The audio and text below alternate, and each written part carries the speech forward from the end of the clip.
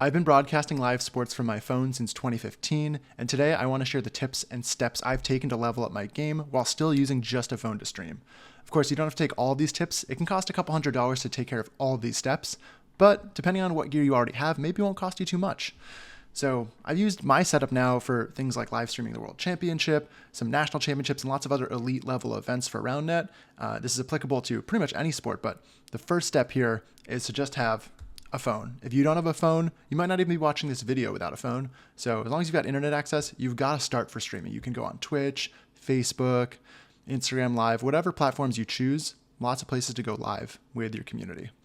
But if you only have a phone, you're not going to get too far because you're going to need a battery to charge up your phone throughout the entire day. Roundnet tournaments especially can run for 10 to 12 hours. If you want to live stream an entire tournament, you're going to need some juice. And my pro tip here is to make sure you charge your battery at least a day before the event so that it can get to a full charge and then keep your phone running all day long. So we've got the phone, we've got the battery pack. Make sure you've got that little cord that connects your phone to your battery pack. Those are always killer when you don't have the cords. And the third step, level 3 here, is to have a tripod. Once you've got a tripod, and again, make sure you've got that little phone mount so that the phone actually slots in and can be nice and stabilized. Now we've got something that looks pretty good. You've got a nice wide view. It's at a good height. You can see the sport being played pretty well, especially for Roundnet, if it's just in one position. And from here, you can start to just talk about what the score is, tell people how the games are going, get all the action without having to hold the phone in your hand. You can even set up the cord so that everything is all plugged in and ready to go from game to game. But people start to wonder, what is the score? And you need to be able to tell them that. So getting something like ScoreCam for me has been a lifesaver. Little shout out to the Michigan crew who pointed me in this direction a couple of years back. But basically, being able to have a scoreboard on your phone in the app, you can keep the score updated as you go. There's lots of different styles of scores. You can update the colors, the team names from game to game. If you've watched any of my YouTube channel, this is what I've been using for a couple of years now. It's a great tool. I highly recommend it. I'll link everything in the description that I mentioned today, so don't worry about looking this up now. I'll link where you can go find this stuff. But you've got the scoreboard, you've got all this setup. Oh, and speaking of visual cues, one huge thing you want to keep track of is if there's something really important like the score, keeping track of the score, or anything else on this video that's really important for you to know, I can put up visual cues on the screen for you to make sure you just pay attention.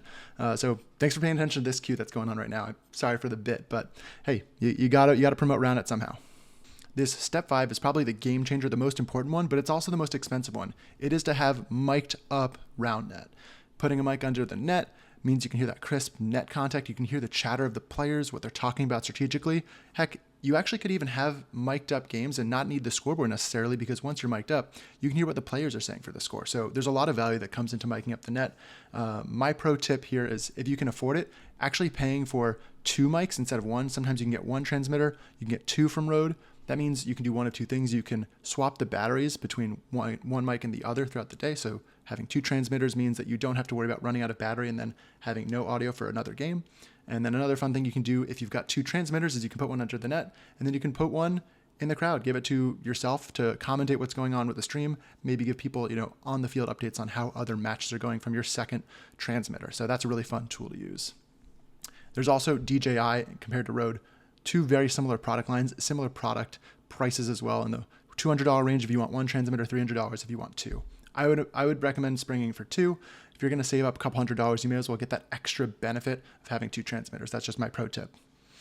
And last, if you've got an iPhone like me, you're going to need a specific transmitter cord to connect your receiver to your iPhone Lightning cord. A little annoying that you have to get this through Rode specifically because there's some compatibility issues with other steps, but for the audio specifically, you're going to need to make sure you have this. A nice fun thing that is new coming soon, I didn't have when I first bought the stuff, is there's fun colors. I would definitely recommend getting a fun color, whatever your favorite color is, just so that you don't lose black cords in the mix of things. You can get some fun little colors. I'd go for probably purple or blue. Those look the best here.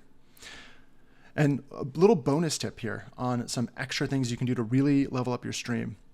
I talked a little bit about commentary, but actually if you've got a second phone handy, whether it's a friend's or just someone who maybe isn't using their phone while they play and they're not filming their own games, you can download a ScoreCam Scoreboard app. So what I actually was able to use in recent years while streaming is I could have my phone stream set up on its tripod, set up watching a game, and then from a remote phone, I could pair them through Bluetooth and then keep track of the score wirelessly.